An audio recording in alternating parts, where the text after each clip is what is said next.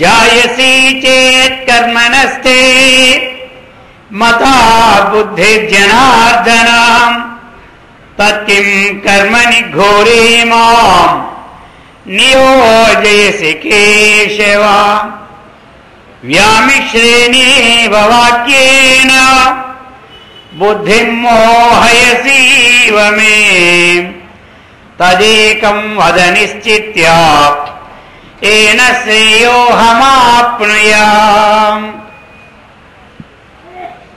ఈ తృతీయాధ్యాయం ప్రారంభంలో అర్జునుడు 2 శ్లోకాలతో భగవంతుణ్ణి ప్రార్థించడం, నివేదించడం. ఇంతవరకు కూడా మనం ద్వితీయాధ్యాయాన్ని చెప్పుకున్నాం. సాంఖ్యయోగము. అది సాంఖ్యయోగం అంటే అర్థం ఏమిటి? జ్ఞానము. సాంఖ్యం అంటే ఆత్మ విషయక బుద్ధి. అది ఆత్మ విషయ బుద్ధి యస్యాస్తి అది అన్నమాట. అందుచేత అటువంటి ఆత్మ విషయక బుద్ధి ఎవరికైతే ఉందో వాళ్ళందరినీ ఏమంటారు? సాంఖ్యులు అని పేరు. అటువంటి చక్కనైనటువంటి సాంఖ్యయోగం ఆత్మతత్వాన్ని నూరి నూరి నూరి పోసి పెట్టాడు భగవంతుడు. దాంట్లో కూడా ఏం చేశాడు? ఇక మధ్యలో కొన్ని నిష్కామ కర్మతత్వాన్ని ఉపదేశించాడు. అంత్యంలో స్థితప్రజ్ఞ లక్షణాన్ని ఉపదేశించాడు. అంటే 3 రకాలుగా ఉపదేశించాడు అన్నమాట. అర్థమైందా? 1 ఆత్మతత్వము, 2 నిష్కామ కర్మయోగము, 3 స్థితప్రజ్ఞ లక్షణాలు. ఇవన్నీ చెప్పిన తర్వాత అర్జునుడు ఇప్పుడు అడుగుతున్నాడు, జాయసి చేత్ కర్మణస్తే మతా బుద్ధి జనార్దన. హే జనార్దన, చక్కగా జనుల యొక్క హృదయంలో ఉన్నటువంటి దోషాన్ని తీసివేసి వాళ్ళ హృదయంలో చక్కని ఆధ్యాత్మిక భావనాన్ని ఉత్పత్తి చేసిన వాడు, జనుల యొక్క ఆత్మాన్ని కూడా హరించినటువంటి వాడు అయినటువంటి జనార్దన. జాయసి చేత్ కర్మణ అంటే కర్మయోగము కంటే బుద్ధి జ్ఞానయోగము జాయసి చేతు గొప్పది అయినట్లయితే ఎవరికి?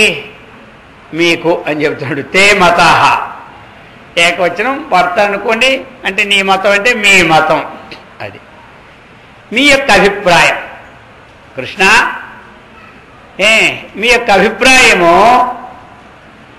కర్మయోగము కంటే జ్ఞానయోగం శ్రేష్టమైనది అన్నటువంటిది మీకు చక్కగా అభిప్రాయం స్థిరమైనట్టు అయితే మరి నన్ను ఈ ఘోరమైనటువంటి ఘోరే కర్మని తత్కిం నియోజసి అంటున్నాడు. అంటే ఈ ఘోరమైనటువంటి కర్మయోగంలో నన్ను ఎందుకు నియోగిస్తున్నావు అది ఇప్పుడు అడుగుతున్నాడు.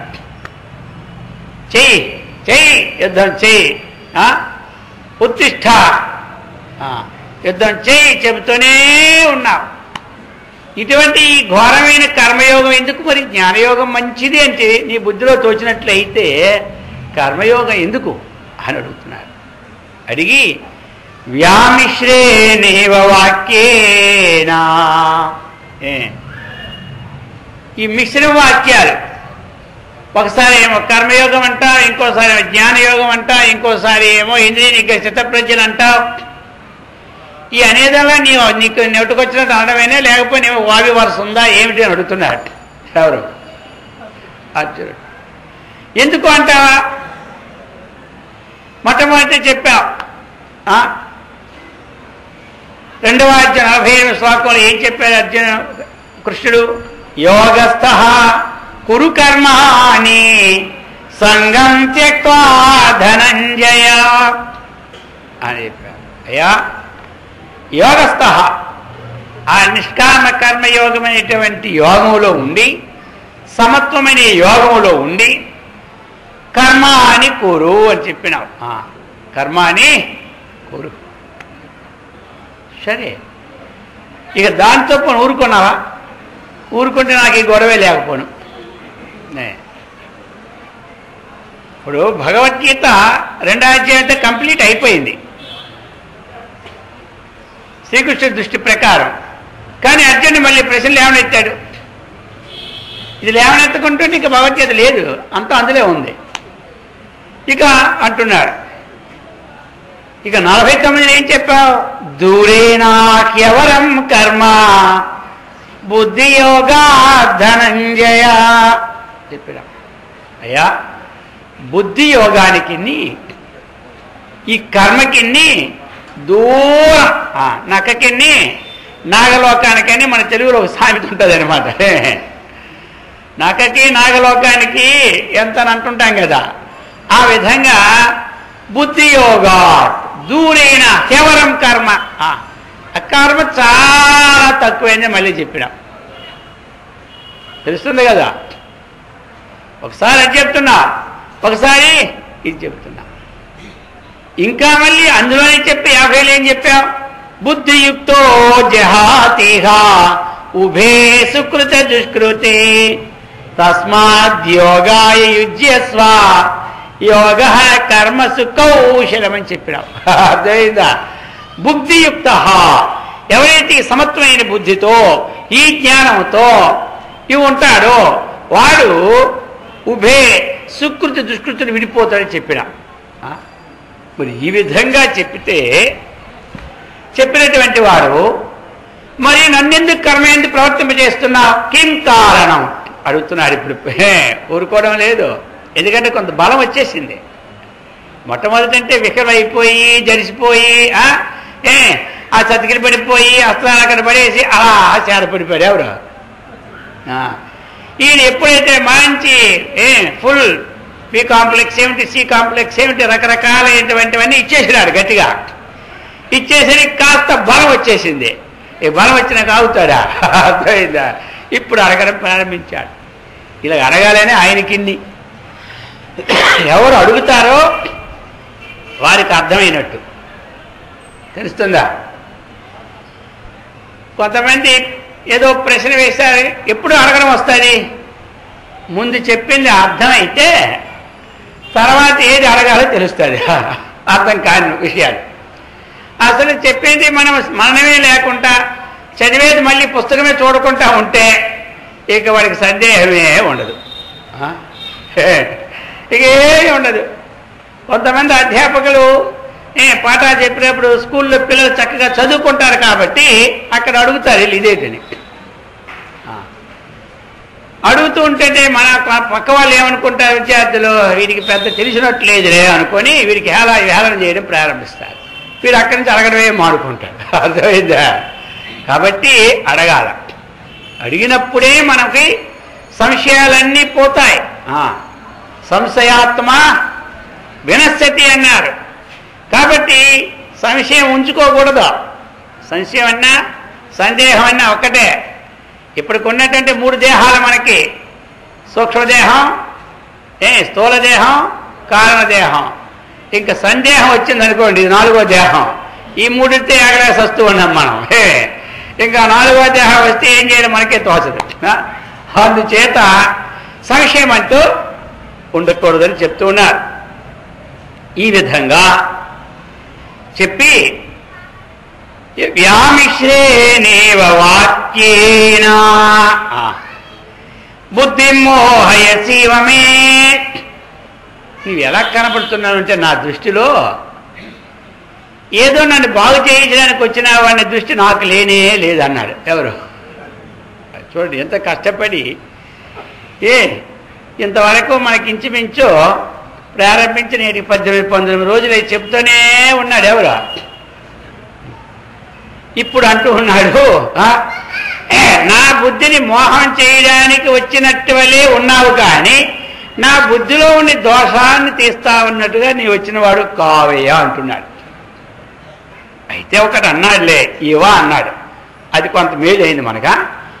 బుద్ధిని మోహం చేయడానికి వచ్చిన వాడి వలే గట్టిగా అన్నాను అనుకోండి, నేను గట్టిగా చెప్పానా వలే అన్నాను అంటాడు. అర్థమైందా?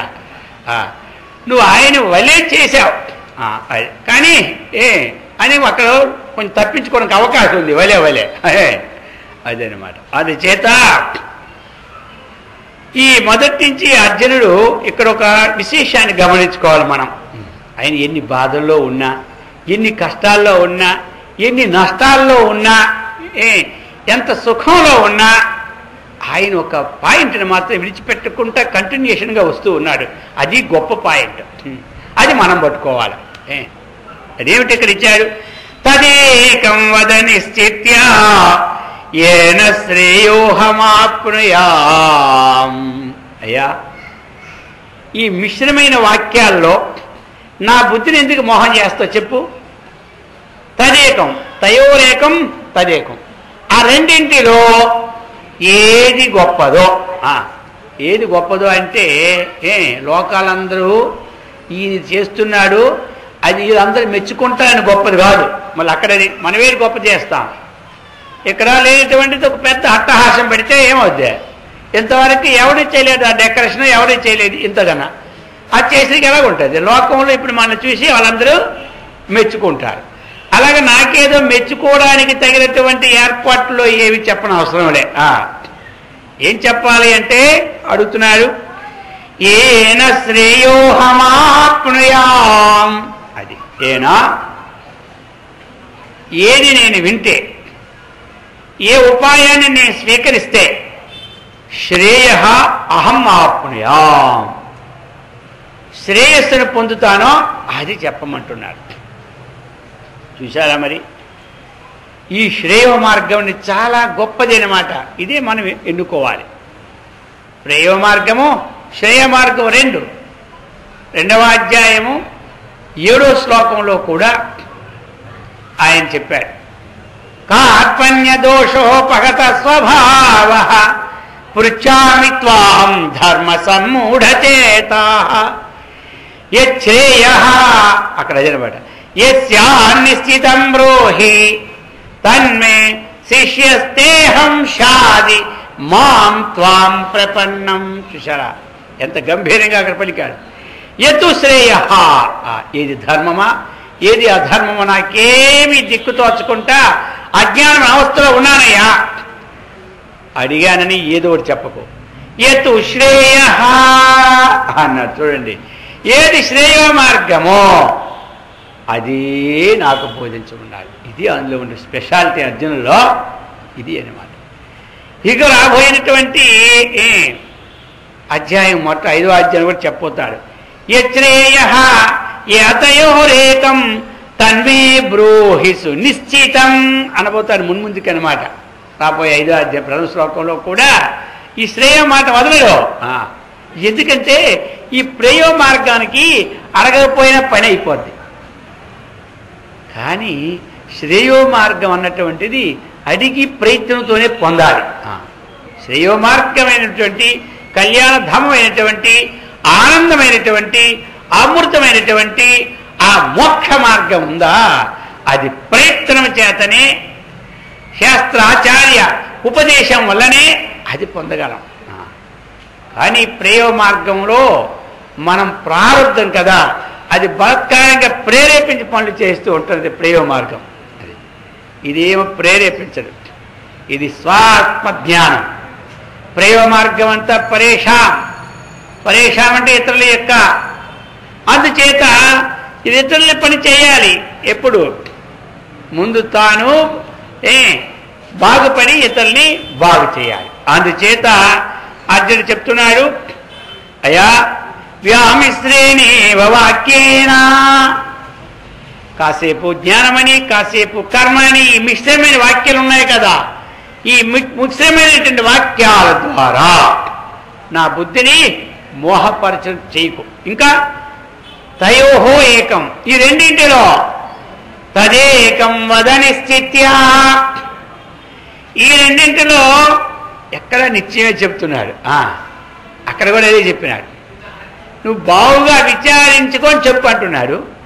ఇక్కడ కూడా నాకు చెప్పక ముందు ఈ రెండింటిలో ఏది గొప్పదో అది నిశ్చిత్యా చక్కగా నిశ్చయం చేసి ఏన శ్రేయ అహమాప్నుయాం ఆ పరమపురుషార్థమైనటువంటి ఆ స్థితిని ఏమి శాశ్వతమైన శాంతిని ఏ విధంగా పొందుతానో అది చెప్పన్నారు.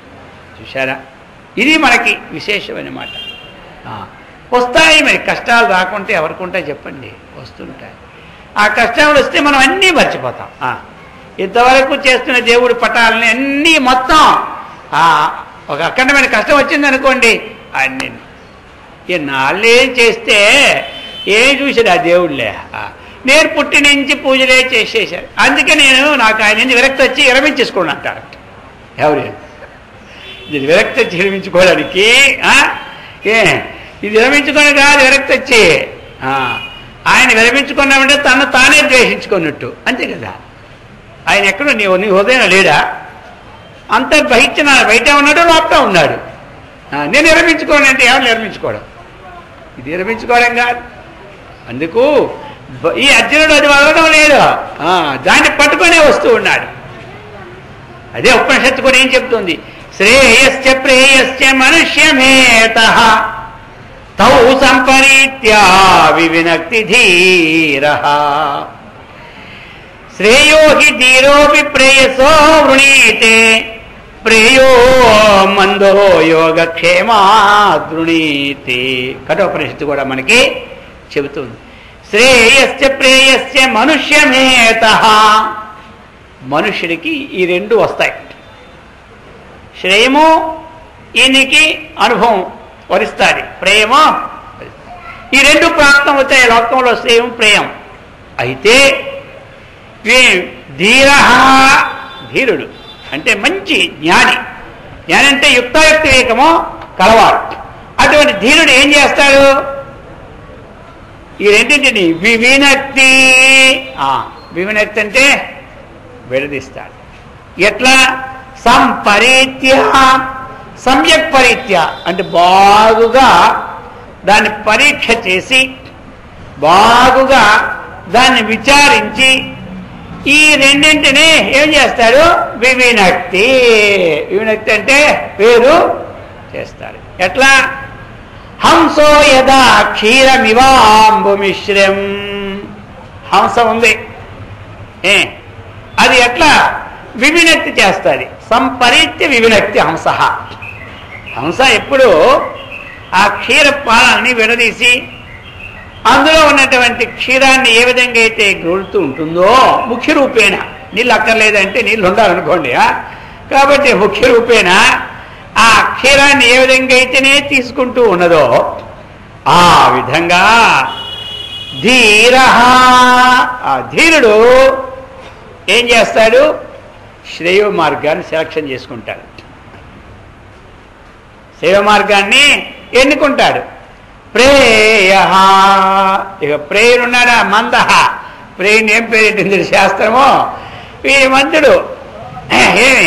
వీరు ఏమిటంటే ప్రయత్నం, ఆర్తో జిజ్ఞాసురర్థార్థి అన్నట్లుగా సంకటంలోనే వెంకటరమణ.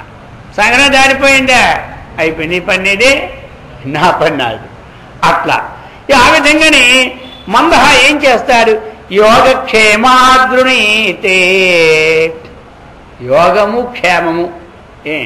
యోగం అంటే ఇక్కడ రెండు విధాలు ఉంది. ఆ యోగక్షేమం కాదు మందుడు. శరీరం ఏ విధంగా చక్కగా ఉండాలి, ఏ విధంగా జరగాలి, ఎంతగా క్షేమంగా ఉండాలి, ఈ శరీరాన్నే చూసుకుంటాడు. కానీ శరీరాన్ని నడిపించినటువంటి అతిరిక్తంగా ఉన్నటువంటి ఆ ఆత్మతత్వం కోసము మందుడు ప్రయత్నం చేయడు. అది అన్నమాట. అందుచేత ఇక్కడ కృష్ణ పరమాత్మని ప్రార్థిస్తూ ఉన్నాడు. ఏదైనా సరే కొన్ని శాస్త్రాలు చదువుకున్నారు కాబట్టి, ఎందుకంటే శ్రేయో మార్గాన్ని అవలంబించినంత మాత్రమున మనకి ప్రేయో మార్గం జరగదని మాట లేదు. ఇప్పుడు ప్రేయో మార్గాన్ని అవలంబించి ప్రయత్నం లేకపోతే శ్రేయో మార్గాన్ని మనం పొందలేం. కానీ శ్రేయో మార్గాన్ని మనం అవలంబించినప్పుడు అప్రయత్నంగా ప్రారంభవశాత్తు ప్రేయో మార్గం నడిచిపోతారు. ఇది సూక్ష్మం. ఇప్పుడు మనము ప్రేమ మార్గం అంటే ఏమిటి? పుట్టడము, పుట్టిన తర్వాత పెరగడము, మళ్ళా మనం ఏమి ఈ కార్యక్రమాలు చూసుకోవడం, మళ్ళీ శరీరం విడిచిపెట్టడం, మళ్ళీ పుట్టడం, మళ్ళీ రావడం, మళ్ళీ పుట్టడం, మళ్ళీ రావడం, ఇదంతా ఏమిటి? ప్రయోగం. ఇందులో అనేకమైనటువంటి విషయాలన్నీ వస్తూ ఉంటుంటాయి. ఆ పుట్టేటప్పుడు ఆ ప్రారంధంలో కొన్ని చేయరాని పనులు మనం చేసినట్లయితే ఆ ప్రారంధాన్ని ఏమి అనుగుణ్యంగా మళ్ళీ ఏ పశువో, ఏ పక్షో, ఏ నక్కో, ఏ కుక్కో ఆ జన్మలు వస్తాయి. మళ్ళీ ఆ ప్రారంధం చాలా బాగా ఉందనుకోండి, మంచి బ్రహ్మాండంగా ఏమి మళ్ళీ పెద్ద పెద్ద ఏమి ధనవంతుని ఇంట్లో పుడతాడు, అనేకమైన అధికారాలు, మంత్రులు, పోస్టులు అన్నీ వస్తూనే ఉంటుంటాయి. ఆ మంచిగా ఉన్నప్పుడు ఇవి ఉంటాయి, అవి ఉంటాయి, ఈ రెండు ఉంటుంటాయి. మరి అలాగనే ఒక్కొక్క ప్రారంభంలో మనం అనుభవించినప్పుడు ఆ ప్రారంభంలో సంపాదించుకున్న ఆగామి సంచితం వల్ల కొన్ని కొన్ని జన్మలే మళ్ళీ మానవ జన్మ రాకుండా అటువంటి పాపాలతో అనేక వెతవలసి ఉంటాయి. అందుకని మనం ఏం చేయాలి? మరి ఇప్పుడు మనం ప్రయోగ మార్గాన్ని శీలించడానికి అభ్యుదయమైన నిశ్రేయసమైనటువంటి ఒక ధర్మాన్ని మనం చేసుకోవాలి. ధర్మం అంటే ఏమిటి మరి? అభ్యుదయ నిశ్రేయసో యహ హేతు సహ ధర్మ. ధర్మశబ్దంలో మనకి కర్మ, ధర్మం అంటే కర్మ, అందులో ఏముంది? అభ్యుదయమే ఉంది, నిశ్రేయసమే ఉంది, రెండు. నిశ్రేయసం అన్నటువంటిది శ్రేయ మార్గం, అభ్యుదయం అన్నటువంటిది పునఃపునః జన్మ మార్గం. అందుచేత అర్జునుడు ఈ విధంగా అడుగుతూ ఉన్నాడు. ఎవరిని? శ్రీకృష్ణ పరమాత్మకి. తదేకం వద నిశ్చిత్య యన శ్రేయోహమాప్నుయాం. దీని ద్వారానైతే నేను శ్రేయస్సును పొందుతానో అటువంటి దారిని చెప్పమన్నాడు. ఇప్పుడు మరి చెప్పమన్నాడు అంటే అర్థం ఏమిటి? ఇంతకుముందు విన్నాడు, అంతకుముందు ఇటువంటిది లేదు కాబట్టి ఒక సంస్కారం పడింది ఆయనకి. అంతకుముందు ఇది వాసన ఉన్నవాడికి విన్న వెంటనే పట్టేస్తుంది. ఇప్పుడు దీంట్లో రెండు ఉన్నాయి. మీరు మొదటి నుంచి వేదాంతాలు వింటున్నారు అనుకోండి, అక్కడక్కడ ఉపన్యాసాలు వినేటప్పుడు ఏమవుద్దంటే ఈ వేదాంత వాక్యాలు మీ హృదయంలోకి వచ్చి అది గట్టి అయిపోయి ఇక అటు ఇటు ఊహకుంటున్నా అందులోకి వస్తుంది, ఆచరణాత్మకమైన స్థితికి తీసుకొచ్చేస్తుంది. కొత్తగా విన్నారనుకోండి, ఒక సంస్కారం ముందు పడుతుంది. సంస్కారం పడిందా ఇక అక్కడి నుంచి వెళ్ళిపోవాలి. ఇప్పుడు రోడ్డు రైలు పట్టాలు వేయడమే తరవగానే వెంటనే బండి పోతూనే ఉంటుంది. పట్టాలు వేయడానికే కష్టం, అర్థమైందా? ఇక ఆ పట్టాలు వేసారంటే బండి స్టార్ట్ అయిందంటే పోతూనే ఉంటుంటుంది. అందుకని ముందు పట్టాలైనా మనం వేసుకోవాలి కదా. ఇంతకుముందు పట్టాలు వేసుకున్న వాళ్ళకి ఇప్పుడు ఏమవుతుంది? ఇది బండి స్టార్ట్ అవుతుంది అనమాట. ఇక గమ్యస్థానానికి తగినటువంటి హేతుభూతాలతో ముందు పోతూ ఉంటుంటారు. ఈ వేదాంత సంస్కారం లేదు. కొంతమంది మా కదా అభ్యాసమే లేదులే, ఇది అభ్యాసం పాడా. కొంతమంది మాకు దేవాలయంకి వెళ్ళడానికి అది మా తాతల నుంచి మాకు అది లేనే లేదు. కొంతమంది దీపం పెట్టుకోండి, ఆ దీపం పెట్టి అలవాటే లేదు మాకు. కొంతమంది ఏంటంటే మాకు ఇంటి దగ్గర పూర్ణిమ ఒక రోజు పెడతారట, మళ్ళీ పూర్ణిమ. ఇప్పుడు అది కొంచెం మంచిదే, సంవత్సరం 12 సార్లు దీపం పెరుగుతుంది. ఇంకెక్కడో అనుమానాలు ఒకటి, ఎప్పుడు దీపం పెట్టలేదు అనుకో, ఎక్కడో విన్నారు దీపం ఏం చేస్తుంది? భో దీప బ్రహ్మరూపేణ సర్వేషాం హృది సంస్థితః అతస్త్వాం స్థాపయామ్యద్య మదజ్ఞానమపాకురు. ఆ దీపం ఏం చేస్తుందంటే అది బ్రహ్మరూపేణ సంస్థితః. బ్రహ్మప్రతికి చిన్నమైన మాట ఇది. బ్రహ్మము అఖండమైన తేజస్సు, ఆ తేజస్సు నుంచి వచ్చినటువంటిది ఒక చిన్నది ఈ తేజస్సు అనమాట. దాని అంశ స్వరూపం మనకి బోధిస్తారు. అందుకే కొంత ధ్యానంలో కొంచెం దీపం పెట్టుకోండి అంటుంటారు. మళ్ళీ ఆ దీపం ఏం చేస్తుంది? మద అజ్ఞానం అపాకురు. ఎలాగైతే మనకి చీకటి పోవడానికి దీపమే కారణమో అలాగనే అజ్ఞానం నివారణ అయ్యడానికి జ్ఞానమే కారణం కాబట్టి అటువంటి జ్ఞానాన్ని ప్రసాదిస్తుంది. అందుచేత ఇదంతా విన్నారు పగలు. విని అయితే దీపం మంచిదేమో దీపం పెట్టుకున్నారు ఇంటికి వెళ్ళి. అర్థమైందా? ఇక ఆ దీపం పెట్టిన మర్నాడు ఇంట్లో ఏది పెద్ద కష్టం వచ్చేసింది. అది ఇంట్లో 60 ఏళ్ళ బట్టి దీపం అలవాట్లే. సరే ఈ కష్టం ఎందుకు వచ్చిందని విచారం చేస్తే పక్క వాళ్ళు అన్నారు, నువ్వేరు కొత్త పని చేసినావా అన్నారు. కొత్త పని అంటే నిన్ను ఎవరో స్వామివారి దీపాలు పెడితే మంచిదన్నాను. అది కొంప ముంచింది నీకేమిటే, ఏది అదే కొంప ముంచింది. నువ్వు ఆ దీపం పెట్టడంలోనే నీకు ఇది వచ్చింది, లేకపోతే రాదు. తీసే ముందు ఆ దీపము ఆ ప్రమిది ఆ వచ్చి ఆ పంతులకి ఇచ్చి 10 రూపాయలు ఇస్తే తీసుకుంటాడులే, అవన్నీ నీకేం పర్వాలేదు. అది అలా దిగజారిపోతుంది. ఆ దీపం పెడితే వస్తుందా? మొట్టమొదటి ఏం జరగాలి, ఏమి లేదా, గర్భవాసులు ఉన్నప్పుడే స్థిరమైపోయాయి. ప్రతి వారికి ఇంద్రుడికేది చంద్రుడికేది ఏ జగద్గురికేది పీఠాధిపతికేది మానవులకేది మనుషులకేది పశువులకేది పక్షువులకేది అందరికీ గర్భంలో ఉన్నప్పుడే స్థిరమైపోయి ప్రారంభం అనుభవించేది. ఇదేం దీపం పెడితే పోతుందా? కాదు, దీపం పెట్టకపోతే అది రాదా? అది రాదే. అందుకని మనం చేయవలసిన కర్తవ్య కర్మ చేసుకోవాలి. మానవుడు ఇవన్నీ కూడా మనం చేయవలసినటువంటివి కర్తవ్య కర్మని విడిచిపెట్టకూడదు ఎప్పుడు కూడా. కొంతమంది బొట్టు పెట్టుకు అలవాట్లేదనుకోండి, ఎప్పుడో బొట్టు పెట్టుకున్నప్పుడు గబాలు కాలు పెట్టి జారి పడిపోయి కిందకు అనుకో. ఇవాళ ఏం చేసావు? నేను బొట్టు పెట్టుకున్నా, అది పడిపోయాను. ఇది బొట్టు పెట్టుకుని పడిపోతారా? సాంప్రదాయంలో తెల్లవారేసి బొట్టు పెట్టుకోమన్నాడు. ఈ జన్మలో బొట్టు పెట్టుకోలేని మళ్ళీ జన్మలో కుక్కలే పుడతారని కొన్ని పురాణాలు చెప్పినాయి. అర్థమైంది. అందుకే కుక్కల మీద ఎప్పుడు ఆ బొట్టు మచ్చ ఉంటూనే ఉంటుంది ఎవరికి, ఆ కుక్కల ముఖం మీద. కాబట్టి కొన్ని అందుకు బొట్టు పెట్టుకోవాలి. బొట్టు పెట్టుకోబడింది సాంప్రదాయంలో బొట్టు. అది చక్కగా మనం తీర్చిదిద్దాది.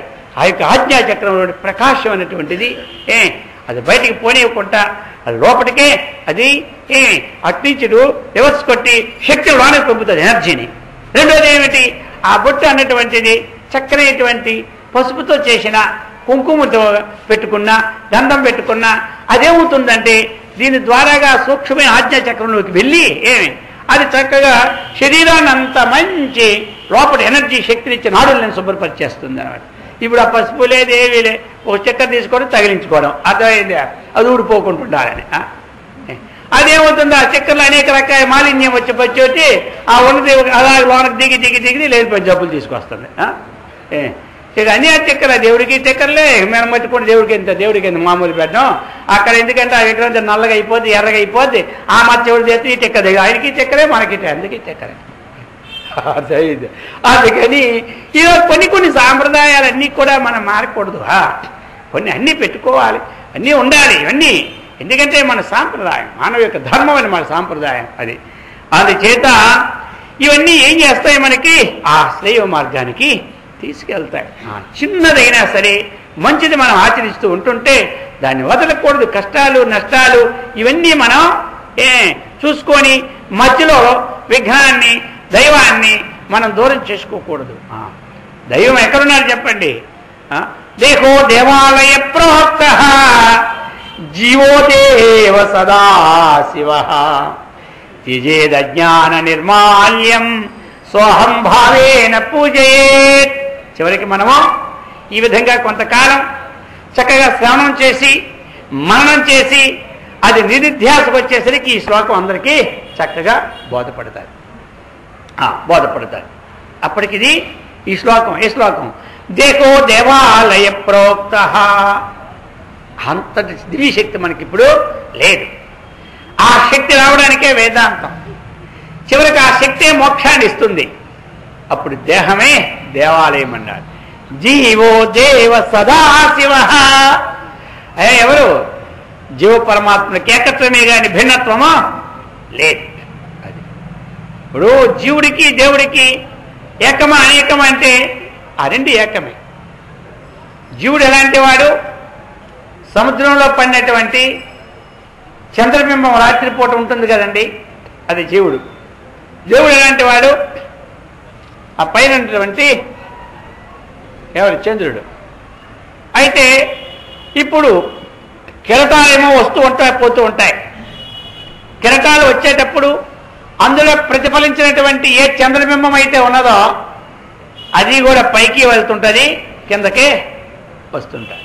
ప్రతిఫలించిన బింబము సముద్రంలో రాత్రిపూట పడినప్పుడు పూర్ణిమ నాడు కానీ రాత్రిపూట ఏదో రోజు కానీ కెరటాలు కిందకి పైకి వెళ్ళినప్పుడు ప్రతిబింబం కూడా కెరటంతో పాటు పైకి వెళ్తుంది, కిందకి వస్తుంది.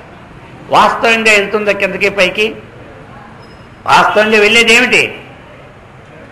కెరటమే. ఇక్కడ జీవుడికి చలనం లేదు, దేవుడికి లేదు. చలనం దేనికి ఉంది?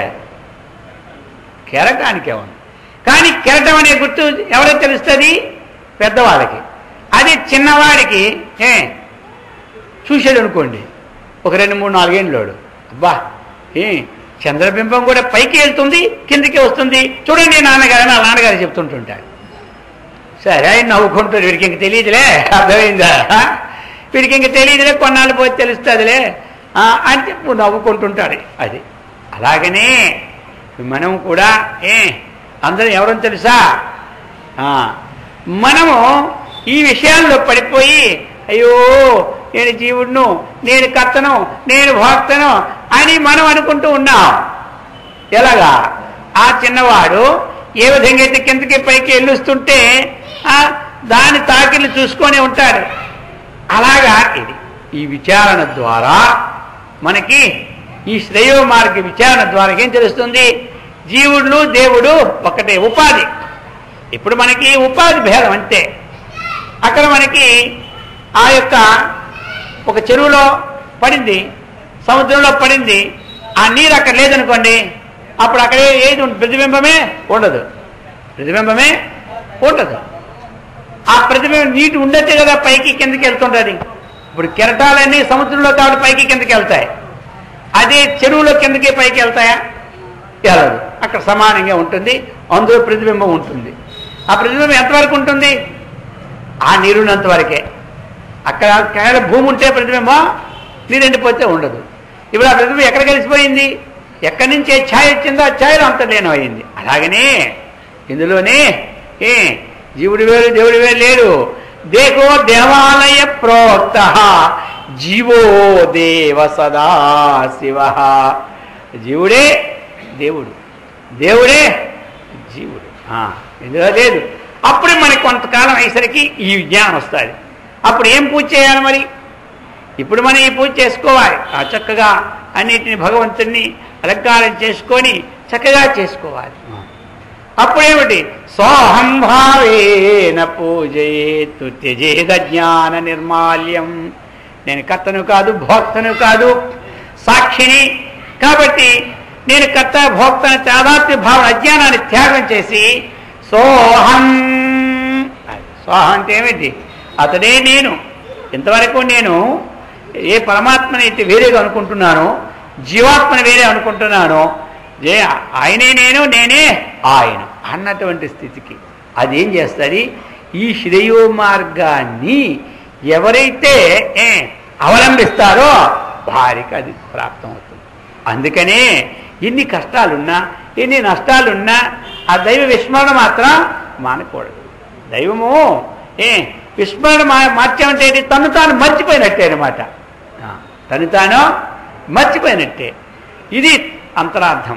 అందుచేత కృష్ణ ఏన శ్రేయ అహమాప్నుయాం,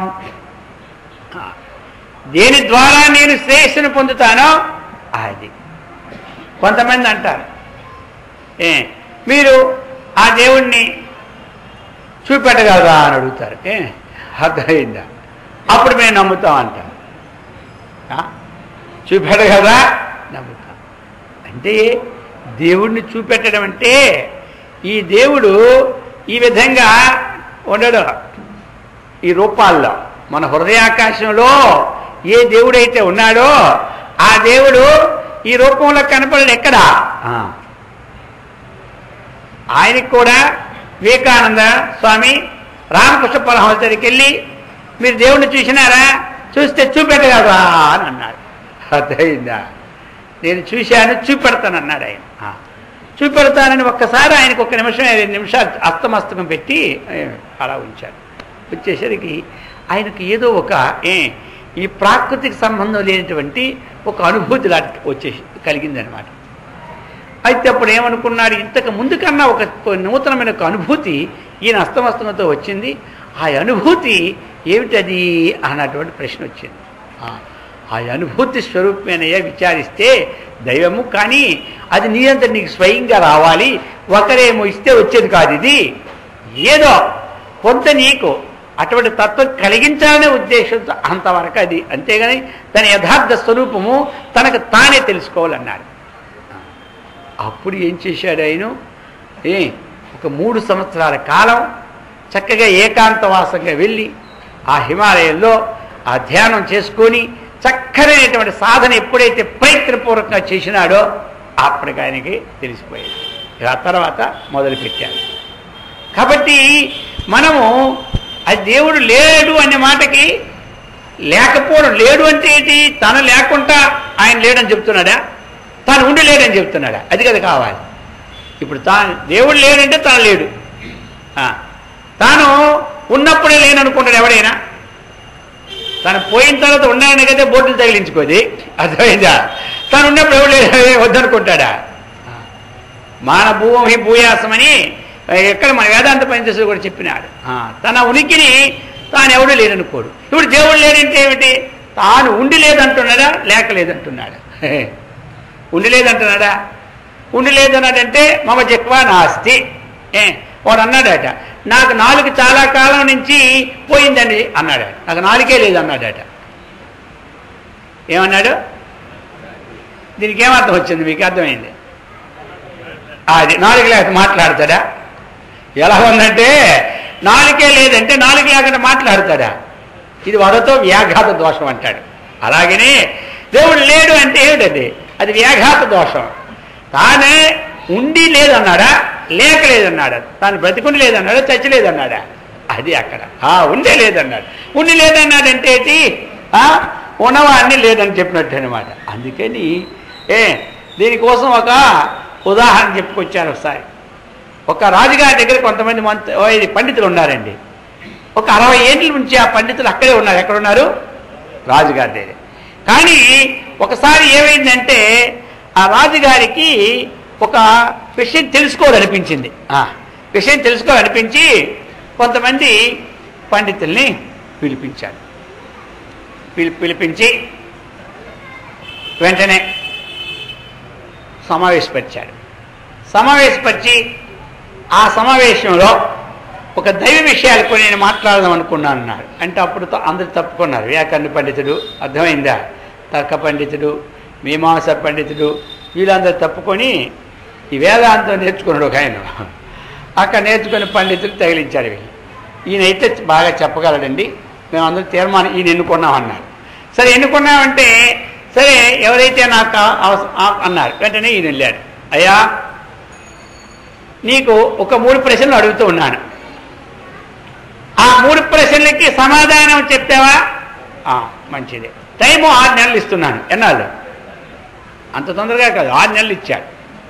6 నెలలు నీ టైం ఇస్తున్నాను. 6 నెలల లోపుగా నాకు 3 ప్రశ్నలు సమాధానం చెప్పాలి, లేకపోతే నిన్ను ఇక్కడి నుంచి బహిష్కరణ చేసేస్తున్నాడు. ఇంకేమీ లేదు. ఏమిటి? ఎలాగా? ప్రశ్నలు ఏంటి చెప్పమన్నాడు.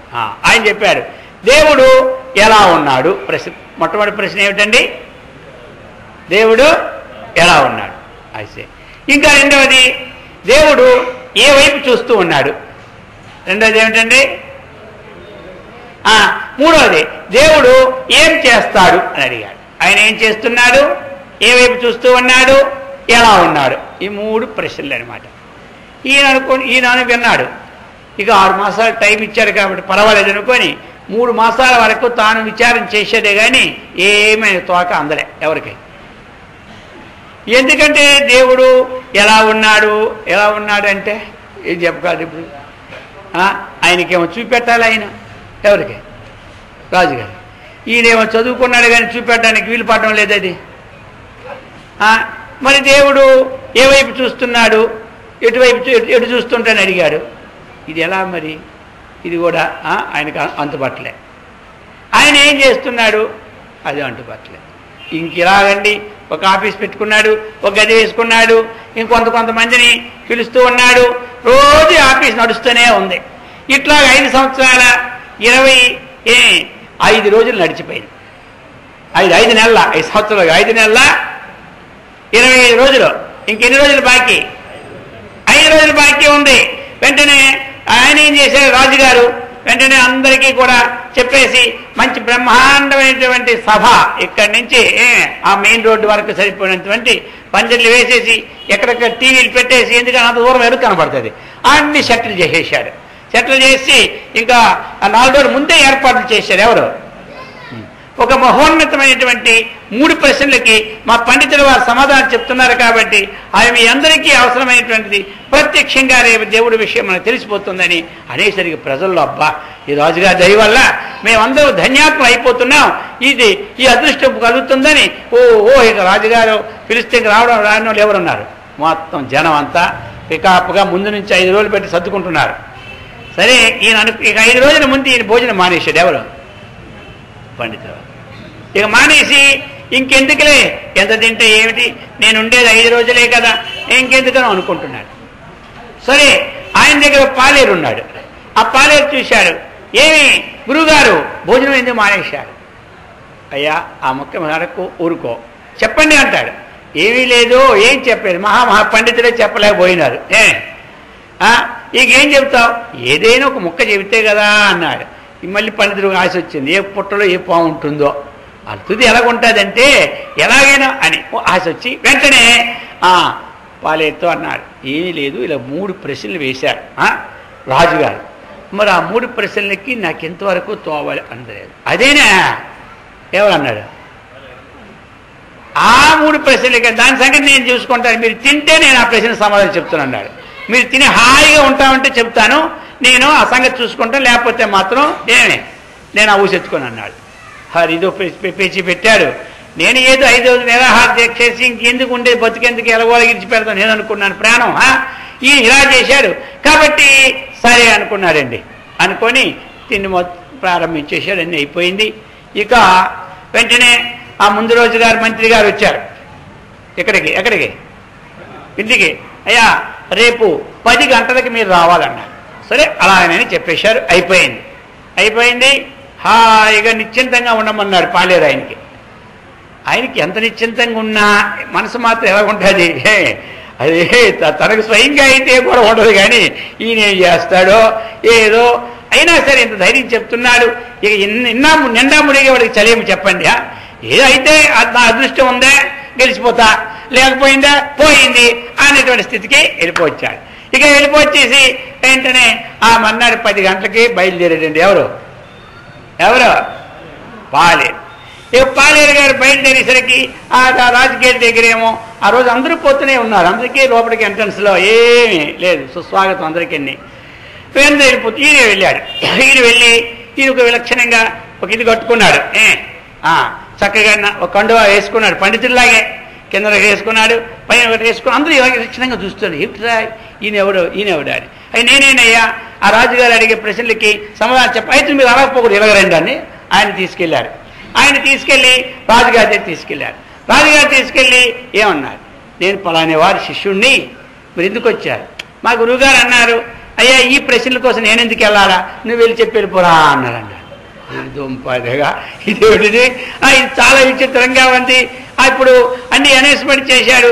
గురువుగారికి ఈరోజు కొంచెం ఆరోగ్యం కూడా మందంగా ఉంది, కొంచెం చాలా ఇబ్బందిగా ఉంది. అయినా ఇంత ఈ చిన్న ప్రశ్నలకి నేను వచ్చి ఏం లాభం చెప్పి శిల్పరా అన్నారు.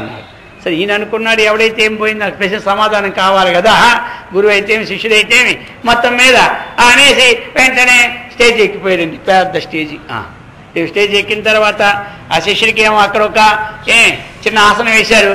గురువుగారు ఎవరు? రాజుగారేమో సింహాసనం మీద కూర్చున్నారు అందుకున్నారు. ఇక టైం అయిపోయిందండి. ఇప్పుడు ఇంకొంత టైం కాబట్టి వెంటనే టైం అయిపోయింది. ఒక 5 నిమిషాలే ఉందన్నమాట. ఫస్ట్ వార్నింగ్ బెల్ అందరికీ అందరికీ కూడా నిశ్శబ్దంగా ఉండాలి ప్రతివారు. ఎందుకంటే 5 నిమిషాల్లో దైవ సంబంధమైన ప్రశ్నలు ప్రారంభం అయిపోతున్నాయి. మీరు దూరంగా ఉన్నవాళ్ళు ఇంత చుట్టూ చూడక్కర్లేదు, అక్కడే టీవీలు ఉన్నాయి, అవే చూసుకొని చెప్పేశారు. ఎవరు చెప్పేసరికి అందరూ అయిపోయారు. ఇక కరెక్ట్గా 1 నిమిషం ముందే బెల్ల కొట్టేశారు. ఎందుకు ప్రారంభమవుతుంది స్టార్ట్. కొట్టేసిన వెంటనే ప్రారంభించినారు. ఇప్పుడు లేచాడు పాలేరు. లేచి ముందు బ్యాచ్ అంతా పండితులు కూర్చున్నారు. ఫస్ట్ బ్యాచ్ ఫస్ట్లో ఉన్నటువంటి మిగతా వాళ్ళందరూ మామూలుగా కూర్చున్నారు. ఇది పండితులు ముందు ఉండాలి కదా, ఏదైనా ఒక అవసరం వచ్చినప్పుడు రాజుగారికి సరైన కాదన్నప్పుడు ఉండాలా. అందుకని ఈయన వెంటనే అన్నారు, అయ్యా మొట్టమొదటి పండితులారా, నేను ఒక్క విన్నపాన్ని మీకు విన్నవించుకొని తర్వాత ప్రారంభించాలనుకున్నాను అన్నాడు. ఎవరు? విన్నవించయ్యా. ఏది? ఆ పండితులు కూడా అబ్బా ముందు మనల్ని విన్నవించుకుంటాడంటే వీడు మనకి ఎంత గౌరవం ఇచ్చేసాడు. ఎవరు? పండితులందరికీ వయసు అయిపోయింది అనమాట. వీళ్ళందరూ ఇక్కడే కూర్చొని కానీ రాజు దగ్గర సమాధానం చెప్పే కెపాసిటీ లేక కింద ఉన్నారు కదా వీళ్ళందరూ. అంటేనే వీళ్ళందరూ అనుకున్నారు గొప్పవాడు వీడైతే. సరే ఏమన్నారంటే, ఒక్క మామూలు ఉంది మనకి, ఒక సాంప్రదాయం నడుస్తూ ఉంది. చెప్పేవాడు ఎక్కడ ఉండాలి, వినేవాడు ఎక్కడ ఉండాలో అది మీరు నిర్ణయం చేస్తే దాని తర్వాత ప్రారంభిస్తున్నాడండి. ఎవరు? ఇప్పుడు రాజు కూడా అలాగ ఆశ్చర్యపోతాడు. ఎక్కడ? సింహాసనం కూర్చొనే. ఇక పండితులు కూడా ఒక 5 నిమిషాలు సైలెంట్ అయిపోయింది సభ. ఇక అందరూ భక్తులు కూడా దిగ్భ్రాంతి పొందిపోతున్నారు. వీడు చాలా యోగ్యుడు గొప్పవాళ్ళలాగా ఉంది అనుకుంటున్నారు. మొట్టమొదటే అందరికీ శుభసూచకాలు కనబడుతూ ఉన్నాయి వీడు జయించేటట్టుగా. అంటేనే అన్నారు, చెప్పేవాడు ఎక్కడ ఉండాలి, వినేవాడు ఎక్కడ ఉండాలి, రెండోసారి కూడా నేను అంటున్నాను అన్నాడు. ఈ 3 సార్లే కదా ఏదైనా. ఎలం పాట కూడా ఎన్నిసార్లు? 3 సార్లే. అంతవరకు ఎందుకు ఈ గొడవ అనేసి వెంటనే అందరూ పండితులందరూ ఏకగ్రీయంగా ఎన్నుకున్నారు. చెప్పేవాడు పైన ఉండాలి, వినేవాడు కింద ఉండాలన్నారు. ఇక రాజుగారు చెప్పించుకోకుండా దిగిపోయారు కిందకి. ఎక్కడికి? ఇంకా మరి చెప్పించుకోవడం ఇది కర్మ. ఇక వెంటనే ఈ సింహాసనం మీదకి ఎక్కిపోయాడు. ఎవరు? కూర్చున్నాడు, బ్రహ్మాండంగా కూర్చున్నాడు. ఇక రాజుగారు కింద కూర్చున్నాడు. ఎందుకంటే మరి ఆ పద్ధతిలో పాటించాలి కాబట్టి. ఇప్పుడు ఏమంటాడు? వచ్చిన బాధ. పండితులు ఏకగ్రంగా ఎన్నుకున్న మాట రాజు వెళ్ళలేదు. ఈ రాజు ఏం రాజు అని ప్రజల్లో అపఖ్యాతి వస్తుంది రాజా. సరే ఈ గొడవ ఎందుకు అనేసి రాజుగారు కింద కూర్చున్నారు. ఇక కూర్చున్న తర్వాత స్టార్ట్ చేస్తున్నాను అన్నారు ప్రశ్న. ఏం ప్రశ్నలు అడిగారు? రాజుగారు ఇంకోసారి చెప్పున్నారు. దేవుడు ఎలా ఉంటాడు అన్నాడు. ఎలా ఉంటాడా? సరే పాలు తీసుకురమ్మన్నాడు. మొట్టమొదట ఒక 25 లీటర్ల పాలు 20 లీటర్ల పాలు పట్టమన్నాడు. 50 లీటర్లు అని తెస్తాను. వెంటనే పాలు తెచ్చి పెద్ద దండాలో పోసేశాడు. పోసేసిన తర్వాత మరి ఈ పాలలో ఉత్పత్తి, భవిష్యత్ ఉత్పత్తి కారణభూతమైన నెయ్యి ఉందా లేదా అని అడిగినాడు. ఎవరు? సరే మరి ఈ యొక్క పాలలో వెన్న ఉందా లేదా అన్నాడు. ఎందులో? పాలు. వెన్న ఉంది, నెయ్యి ఉంది. వెన్న ఉంది, నెయ్యి ఉంది. సరే ఈ నెయ్యి అనేది పాలల్లో ఏ పక్కన ఉంటుందో? అడుగునుందా, కిందనుందా, ఈశాన్యం దిక్కుల్లో, ఈ పాలల్లో ఏ దిక్కులో ఆ నెయ్యి ఉందో చెప్పన్నారు. ఎవరా? అలా ఏ దిక్కులో ఉండదు. ఇప్పుడు ఏ దిక్కులో ఉంది? ఈ పాలల్లో నెయ్యి అంతటా వ్యాపకం అయిపోయినట్టు, అంతటా వ్యాపకమైనట్టు అలాగని భగవంతుడు అంతటా వ్యాపకమైపోయి ఉన్నాడు. భగవంతుడు అంతటా వ్యాపకమైనాడు. మరి అంతటా వ్యాపకమైనటువంటి నెయ్యి మీకు కనబడుతుందా అని అడిగాడు. ఎవరు? కనబడ్డాడు. కనబడినంత మాత్రంలో ఇంత నెయ్యి లేదంటారా అన్నాడు. ఉందన్నాడు. ఉన్నదా? ఒప్పుకున్నారా? కనబడనంత మాత్రం నెయ్యి లేదంటారా? మీరు లేదన్నారనుకో ఆ పక్క వాళ్ళు నవ్వుతారు. నా కోసం మీరు ఒప్పుకోవక్కర్లేదు. ఇది అందరికీ ఆమోదం అయిందా లేదా? మరి ఇప్పటికిప్పుడు ఎలాగొస్తుంది అది? ఆ పాలనేమో తోడు పెట్టాలి, అది పెరుగు చేయాలి, అది చిలకాలి, ఆ నవనతాన్ని తీయాలి, తర్వాత పొయ్యి మీద పెట్టాలి, మరగబెట్టాలి. ప్రక్రియ ఉంది రాజుగారు. అలాగనే దేవుడు కూడా అంతటా ఉన్నాడు.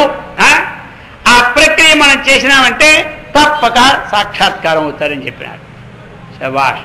ఇక పండితులు పక్కన కూర్చొని వీరందరూ ఇక ఇదే మంచిగా బాగుంది, ఇంకెందుకని ఈ 10 మంది శభాష్ ఫస్ట్ ప్రశ్న బ్రహ్మాండంగా తప్పకుండా కొట్టేశారు 10 మందిని. ఇక 10 మంది కొడితే ముందు కొడితే వెనకాల ఊరుకుంటారా? కొంతమంది ఉపన్యాసాలు కూడా ఏం చేస్తారు తెలుసా? ఆ ముఖ్యమైన శిష్యుని ముందు పెట్టుకుంటారు. ఒక చిన్న స్టిల్ లాగా అనమాట. ఇది కూడా పెడతారు, ఇది కొడితే ఆయన కొడతారు. ఆ ఉపన్యాసానికి వాళ్ళు పోతారు. తర్వాత వచ్చేవాడు ఒక్కరు కొట్టేవాడు ఉండడు. ఒక్కొక్క సభలో 4-5 ఉపన్యాసాలు రోజు వస్తారు కదా, అరగంట కోకలో. వీళ్ళందరూ అబ్బా ఆ స్వామి ఉపన్యాసకి ఎంతమంది తప్పటం తెలుసా?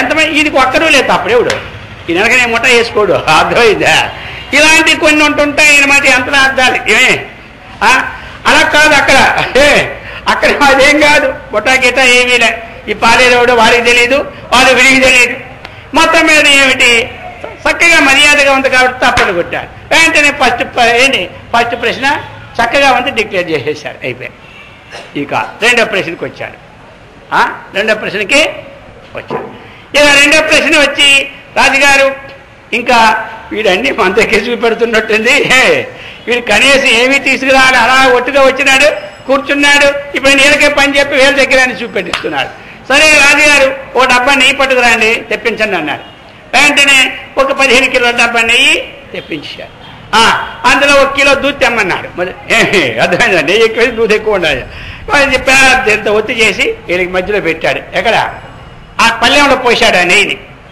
ఓ పెద్ద పళ్ళెం చుట్టూ ఉంటుంది పళ్ళెం పెద్దది అంత పళ్ళెంలో పోసాడు పోసి ఆ మధ్యలో పెట్టాడు ఏమిటి ఈ ఒత్తిని పెట్టి ఇప్పుడు వెలిగించాడు వెలిగించి ఇప్పుడు అన్నాడు రాజుగారు ఈ దీపము ఏ వైపు చూస్తుందో తమరు చెప్పాలన్నాడు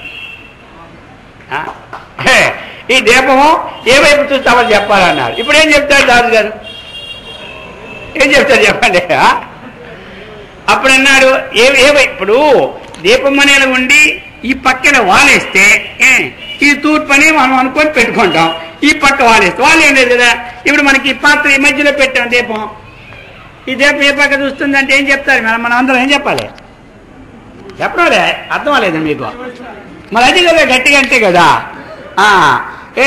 ఏంటనే రాజుగారు అనకముందే అందరూ అనేశారు అనమాట ఈ దీపం అన్ని వైపులా చూస్తుంది అనేశారు ఇంకా రాజుగారు ఏమనాలి అన్ని వైపులు చూ ఇక దెబ్బకి అలాగనే దేవుడు ఏపు చూస్తాడంటారా అన్ని వైపులా చూస్తూ ఉంటుంటాడు ఒక దగ్గరే ఉంటాడు అక్కడ లోకంలో దేవతలు ఏం చేస్తారో చూస్తూ ఉంటుంటాడు అక్కడ 33 కోట్ల మంది దేవతలు ఏం చేస్తారో అది చూస్తుంటాడు ఇక్కడ భారతదేశంలో ఎన్ని వేల కోట్ల మంది వీళ్ళని చేతి చూస్తుంటాడు ఆ పశుపక్షాదులు వాళ్ళు చూస్తుంటాడు ఆ చీమలు దోమలు అడవిలో ఉన్న పులులు మేకలు కప్పలు గొర్రెలు బర్రెలు అన్ని ఏం చేస్తూ చూస్తని చెప్పేసి ఎవరు ఆయనకన్నీ తెలుసు ఎవరి ఒంట్లో ఏముందో ఎవరి ఇంట్లో ఏముందో అర్థమైందా ఎవరి పెట్లో ఎంత ఉందో ఎవరో తెలుసు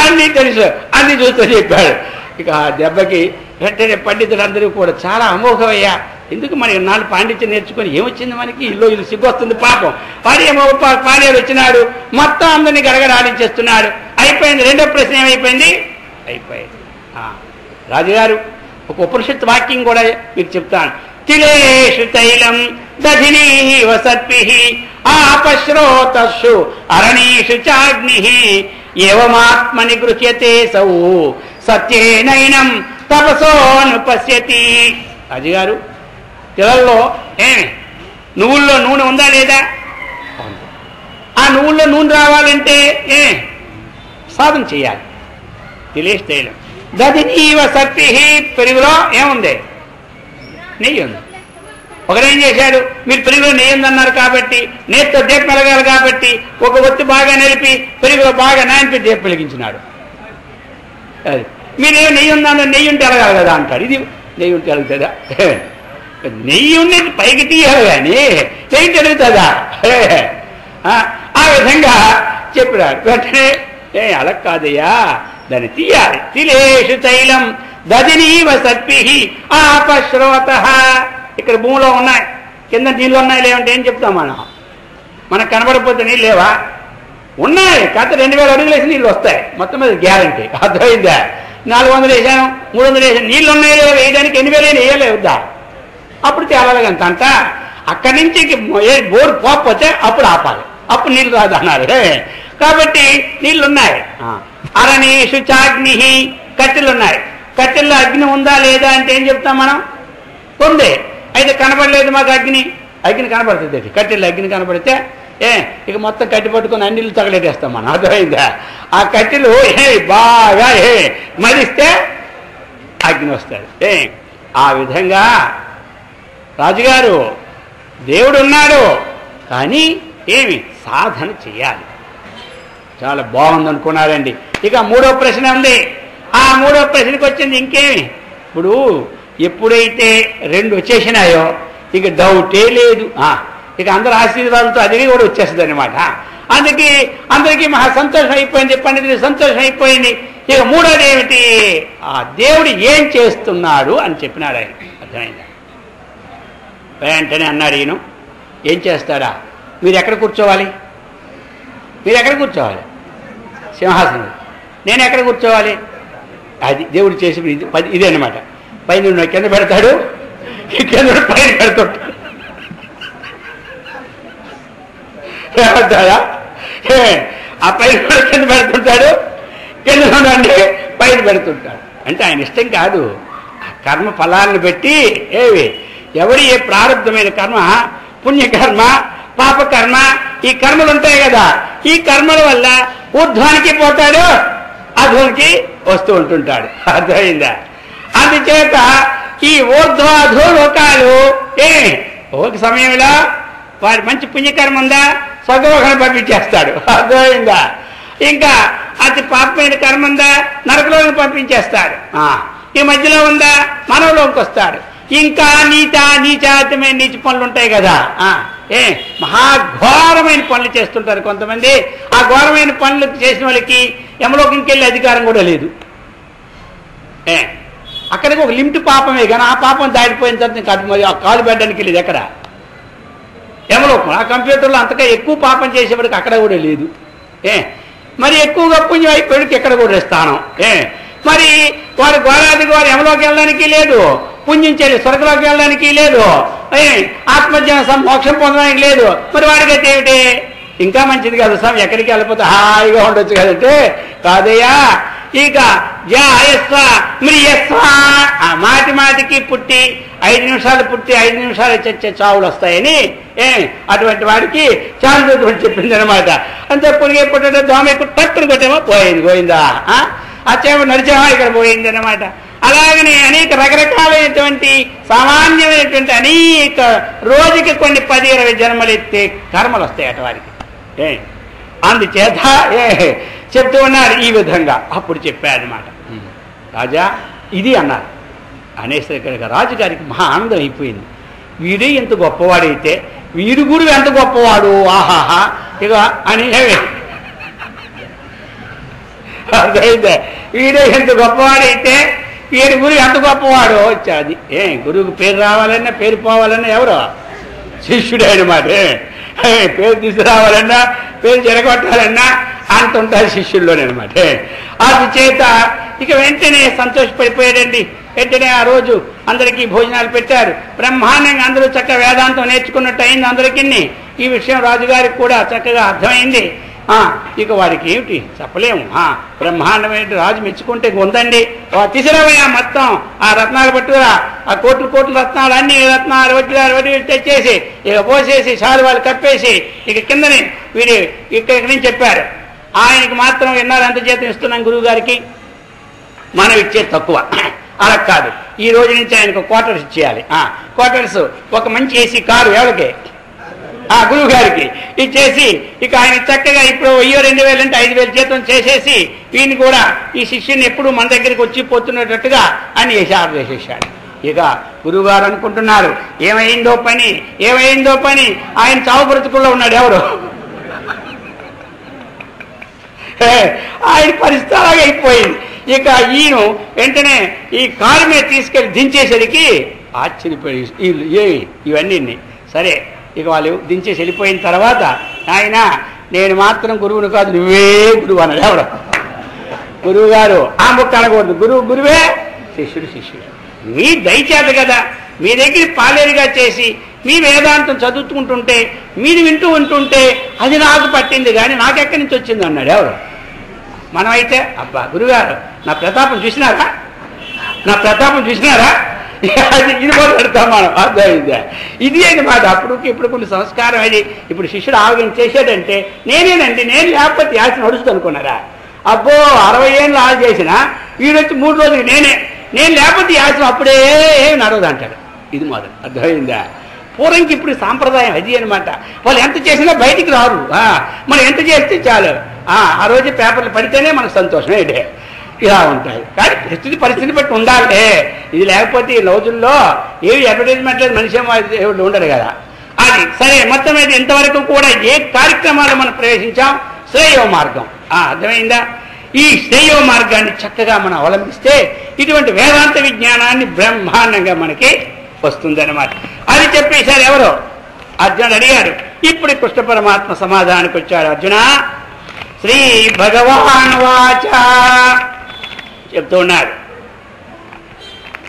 లోకేస్మిన్ వివిధా నిష్ఠా పురా ప్రోక్త మయా నఘ జ్ఞానయోగేన సాంఖ్యానాం కర్మయోగేన యోగినాం. అర్జున, నేనేమో అంటే నువ్వేదటాను పర్వాలేదు, నేను అన్నీ ఓర్చుకుంటాను. ఇంకోటైతే ఓర్చుకోండి అనే మాటని. ఇంత కష్టపడి రాత్రి పగలు కష్టపడి 72 శ్లోకాలు ఎత్తి మొత్తుకొని చెబితే నన్నేమో మోహములు దించినట్టుగా కనబడుతుంది. నువ్వు నాకేమో శ్రేయ మార్గాన్ని కాదు కానీ ఏదోలా చెప్పినట్టుందని అన్నావంటే నేనేమనుకోనులే. కానీ ఈ మొక్కలు ఇతరుల దగ్గర ఎప్పుడు అనకు. అది కొంచెం ఆలోచించుకోవాలి. నువ్వు అడుగు కానీ మళ్ళీ ఎక్కడ అసలు పెడతావంటే గురువుకే పంగనామాలు పెట్టే పని మాత్రం చేయకు. అయినా సరే చెప్తున్నాను విను. లోకేస్మిన్ వివిధా నిష్ఠా పురా ప్రోక్త మయా నఘ జ్ఞానయోగేన సాంఖ్యానాం కర్మయోగేన యోగినాం. ఇప్పుడు నేను చెప్పానంటే ఇవి నా వాక్యాలు కావనేసాడు ఎవరు? ఇది అండి కృష్ణ పరమాత్మలో ఉన్నటువంటి నిరహంకారం. అదండి మనలోనో ఏదో కొత్తగా 4 ఆసనాలు నేర్పడమో, లేకపోతే 4 ఏదో వేదాంత మొక్కలు చెప్పడమో, లేకపోతే 4 కనిపెట్టడం చేస్తే వాళ్ళు ఏమంటారు తెలుసా? ఇది ఇంతకుముందు లేనే లేదండి అంటారు. ఇప్పుడే నా హృదయం నుంచి ఊడిపడిపోద్దా? ఆయన సృష్టిలోనూ ఏదైతే పెట్టాడో అవే మనకు వస్తాయి. కానీ వీరు కొత్త సృష్టి నిన్నగా మనబుట్టి ఇది అయిపోయింది. లోకంలో ఏమైపోయింది అంటే ఇదన్నమాట. ఇది కాదు, కృష్ణుడు ఒప్పుకున్నాడు. అయ్యా నేను ఏం చెప్పానో అది నేను ఇప్పుడు చెప్పింది కాదు. లోకేస్మిన్ వివిధా నిష్ఠా పురా ప్రోక్త మయా నఘ. అస్మిన్ లోకే ద్విధా నిష్ఠా. ముందు నుంచి వస్తూ ఉన్నాయి. ఏమొస్తున్నాయా? ముందు నుంచి 4 అధ్యాయాలు కూడా చెప్తాడు. ఇప్పుడు నేను నీకేం చెప్పానో ఇది మొట్టమొదటి నుంచి పరంపర వస్తూ ఉన్నది. అది అజ్ఞాన వశాత్తు, తమోగణ వశాత్తు, రజోగణ వశాత్తు ప్రజలు దాన్ని పట్టుకోలేకపోయారు. అది మళ్ళీ పతనం అయిపోయింది. అదే చెబుతున్నాడు ఎవరు? పాతదే కానీ కొత్తది నేను చెప్పడం లేదు అంటాడు ఆయన. మనమా అబ్బో ఇంతవరకు ఏ స్వామి చెప్పండి నేను చెప్తున్నా అంటాడు ఇంకోటి వచ్చి. ఎవరు తెలిసినా ఇది ఎక్కడ శాస్త్రం లేదే గురువులు చెప్పండి. మొదటి వస్తున్న పరంపర అదే కానీ అనుగతం అవుతున్నాము. కొత్తదేం లేదు ఇక్కడ. కొత్తదేముంది చెప్పడానికి. అంత సృష్టిలో భగవంతుడు ఏ భూతాలు సృష్టించాడో, ఏ ఆహార పదార్థాలు సృష్టించాడో, ఈనాడు మనం ఏదైతే కనుక్కుంటున్నామో ఇవన్నీ ఆయన దృష్టిలో ఉన్నాయి. మొట్టమొదటి సృష్టిలో లేని మనం కొత్తగా సృష్టించలేము. అది భగవంతుని యొక్క నిరహంకారత్వం ఎందుకు చెప్తున్నాడంటే మనం అటువంటి అహంకారానికి గురి అయిపోయామంటే పతనం అయిపోతామని చెబుతున్నారు. అందుకు చెప్తున్నాడు భగవంతుడు. లోకేస్మిన్ వివిధా నిష్ఠా పురా ప్రోక్త మయా నఘ జ్ఞానయోగేన సాంఖ్యానాం కర్మయోగేన యోగినాం. వేదం ఏం చెప్పిందంటే 2 నిష్ఠలు. ఆచార్య జగద్గురు శంకరాచార్య స్వాముల వారు కూడా భగవద్గీతకి భాష్యం రాస్తూ మొట్టమొదటి భాష్యంలో చెప్పినారు. ఈ గీతాశాస్త్రం సమస్త వేదార్థ సార సంగ్రహం అని చెప్పి అయ్యా ప్రవృత్తి నివృత్తి ఒకటి ప్రవృత్తి, రెండవది నివృత్తి అన్నారు. ప్రవృత్తి అంటే ఏమిటి? మనకి 2 అన్నమాట. వేదం కర్మకాండ, జ్ఞానకాండ. కర్మకాండని ప్రవృత్తి మార్గం అంటారు, జ్ఞానకాండని నివృత్తి మార్గం అంటారు. కర్మకాండని మనకి ప్రేమ మార్గం అంటారు, జ్ఞానకాండని శ్రేయ మార్గం అంటారు. కర్మకాండని అభ్యుదయ మార్గం అంటారు, జ్ఞానకాండని ఏమంటారు? నిశ్రేయస మార్గం అంటారు. అందుచేత అర్జున వేదం మొదటే చెప్పిందయ్యా దాన్ని లోకేస్మిన్ వివిధా నిష్ఠా మొట్టమొదట ఈ సృష్టి ప్రారంభమైన తర్వాత మనకి వేదాల్ని చక్కగా సృష్టించి ఆ వేదాన్ని 2 భాగాలు చేసి మరీచ్యాదీన్ ప్రజాపతీన్ కర్మకాండం దత్తవాన్. మరీచి మొట్టమొదట సృష్టి మొట్టమొదటి కర్మకాండకి మరీచిని మొట్టమొదటి, తర్వాత అలాగ వచ్చారు ప్రజాపతులు చాలా మంది. అటువంటి ఆ మరీచికి ఇచ్చారు కర్మకాండ సిద్ధాంతాన్ని మీరు ప్రచారం చెయ్యాలి అని. అక్కడి నుంచి ఆయన వేదంలో ఉన్నటువంటి పూర్వభాగమైన కర్మకాండ చక్కగా ప్రచారాన్ని మొదలుపెట్టాడు ఆయన. అప్పుడు 2వ జ్ఞానకాండ ఉంది కదా, అదేం చేశాడు, సనకస సనందనాదులైనటువంటి వాళ్ళని సృష్టించి వాళ్ళతో చెప్పారు. ఎందుకంటే వాళ్ళు మహావైరాగ్య పురుషుడు ఎవరు, వాళ్ళకి కర్మకాండ సిద్ధాంతం లేదు. ఎందుకంటే వాళ్ళు ఒకసారి ఆ బ్రహ్మలోకం వెళ్ళారు ఏదైనా విద్య నేర్చుకుందామని. బ్రహ్మదేవుడికి అక్కడ కూర్చొని సరస్వతి ముచ్చటగా మాట్లాడుతుంటే ఈయన వైరాగ్య పురుషుడు కానే కాదు, ఈయన దగ్గర మనమే వేదాంతోనే దిగిలిపోతారు ఎవరు. అలా విష్ణు దగ్గరికి వెళ్తే ఇది ఇంకా వైభవంగా ఉంది. లక్ష్మీదేవి పాదాలు నొక్కుతూ మాట్లాడుతూ ఉంటుంటే ఆ అలంకారం చీ హీ విష్ణువా, ఈయన వైరాగ్య ఇక్కడ మనం ఉండకూడదు, ఇంకా చూడకముందే పోయినాడు. ఇక అదే గతి పడుతుందని విష్ణుడు ముందు ఆలోచించుకున్నాడు. అర్థమైందా? ఇంక ఈ గతి తెచ్చుకోవడం ఎందుకని ఆయన వెంటనే కొండ దిగిపోయి వచ్చే తోవలోనే దక్షిణామూర్తిగా అవతారం ఎత్తి అలా ఉండిపోయాడు. ఎవరు ఇప్పుడు మన కాళహస్తి స్వామి దేవాలయం చూడలేదు, దక్షిణామూర్తి. ఆ దక్షిణామూర్తి ఎవరు, ఈయన కోసం ఎత్తాడు అవతారం. అర్థమైందా? వెంటనే కైలాసం వెళ్ళకుండా కిందనే ఉన్నాడు. ఎందుకంటే రేపు ఇదంతా త్రిమూర్తులు భోగలాసలే కానీ జ్ఞానులు కాదనిస్తారని ఇక లోకానికి ప్రచారం అయిపోద్దని వెంటనే కూర్చున్నాడు. అలా కూర్చొని సిరికి అలా ఇలా కూర్చోండి. ఈయన మౌనంగా ఉన్నాడు, వాళ్ళు మౌనంగా ఉన్నారు. మొత్తమే జ్ఞానబోధ అయిపోయాయి. అబ్బా ఇటువంటి వాడు మనకి జ్ఞానం నేర్చుకోవాలని అటువంటి తీవ్ర వైరాగ్యమైన జ్ఞానవంతులు కాబట్టి వాళ్ళ ద్వారా జ్ఞానబోధ ప్రారంభం అక్కడ సృష్టి మొదట్లో. అక్కడి నుంచి ఈ యొక్క జ్ఞానకాండ సిద్ధాంతాన్ని వాళ్ళు కర్మకాండ సిద్ధాంతాన్ని వీళ్ళు చెబుతూ ఉన్నారు. అది నేను కూడా ఇప్పుడు నీకు చెప్తున్నాను. నీ బుద్ధిని మోహం చేయడానికి నేను చెప్పింది కాదయ్యా. వాళ్ళు చెప్పినారు కర్మ ఏం చెప్పినారు, కర్మనా జాయతే భక్తి, భక్త్యా ప్రజాయతే జ్ఞానం, జ్ఞానాన్ముక్తి ఇది వేదాంత డిండి మహా అన్నారు ఎవరు, ఆదిశంకరాచార్యుల వారయ్యా. కర్మను చేస్తూ ఉంటుంటే భక్తి ఉత్పన్నం అవుతుంది. భక్తి ఉత్పన్నం అయిందంటే దానివల్ల జ్ఞానం కలుగుతుంది. జ్ఞానం కలిగిందంటే ఈ లోకంలో అందరూ శాంతిగా సౌఖ్యంగా ఉంటారు. ఎక్కడ తగులు ఉండవు, తంటాలు ఉండవు, అల్లర్లు ఉండవు, స్ట్రైకులు ఉండవు, ఏమి ఉండవు. ఆ జ్ఞానంలోకి ఇవన్నీ వస్తున్నాయి కాబట్టి అలాంటి భక్తి వల్ల జ్ఞానం కలుగుతుంది. అదే కాదు చక్కగా మోక్షం కూడా కలుగుతుందని చెప్పేసినాడు. అందుచేత అస్మిన్లోకే ద్విధా పురా ప్రోక్తామయా నఘ జ్ఞానయోగేన సాంఖ్యానాం. అయితే ఈ 2, ఒకటి కర్మకాండ, రెండవది ఏమిటి జ్ఞానకాండ. ఈ 2 కావాలి మనకి. కర్మ చెయ్యాలి. కర్మ చేయకపోతే ఎలా మనం ఆ విధంగా. అయితే ఎవరికేదయ్యా, జ్ఞానయోగేన సాంఖ్యానాం. సాంఖ్యయోగులకి ఏమిటి అంటే జ్ఞానం. వాళ్ళు ఎవరు మరి, ఆత్మానాత్మ వివేకమైనటువంటి వారు సాంఖ్యులు. సాంఖ్యం అంటే చెప్పుకున్నాం కదా, ఇది ఆత్మ ఇది అనాత్మ అన్నటువంటి విడదీసి ఆత్మేషిక బుద్ధి సాంఖ్యం.